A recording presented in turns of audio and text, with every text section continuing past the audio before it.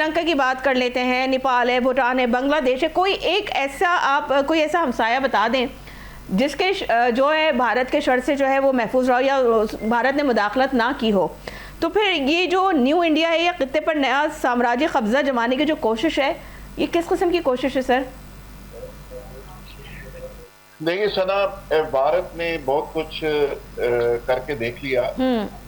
बांग्लादेश से अगर आप शुरू कर ले, बांग्लादेश के अंदर जितनी इन्वेस्टमेंट उन्होंने की, एक वक्त था कि बांग्लादेश के जो बच्चे, पढ़ने वाले बच्चे थे, उनका सिलेबस भी इंडिया से फाइनल होके आता था।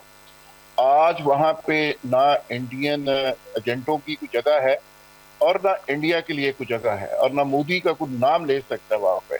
और जो नाम लेता है उसके साथ जो कुछ होता है वो सारी दुनिया देख चुकी है। और इंडिया ने कोशिश की है कि अफगानिस्तान के अंदर पाकिस्तान को एंगेज करके ये मशरक और मगरब की दोनों सरहदों को गर्म करके पाकिस्तान को जरा इन ट्रबल किया जाए।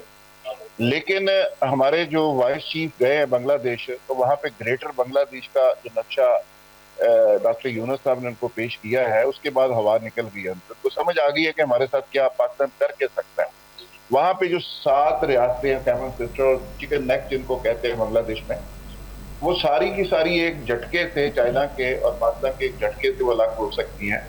ये इंडिया को पूरा मैसेज चला गया कि अगर आप शरारत करेंगे अफगानिस्तान के अंदर तो आपको जवाब मिलेगा वहां पे, आपको जवाब मिलेगा आपके घर के अंदर। और वहां पे जो आपने बात की, सिर्फ श्रीलंका नहीं है, श्रीलंका नेपाल के अंदर भी जो गंद इन्होंने किया है, क्योंकि इनका तरीका वारदाती है ना जी। और ये तो वो लोग हैं कि जो मोसाद के साथ मिलके, जो दोस्त ममालिक थे इनके, मसलन ईरान के अंदर इन्होंने नेटवर्क बनाया, कतर के अंदर इन्होंने नेटवर्क बनाया, पूरे मिडिल ईस्ट में ये मोसाद के लिए काम करते रहे।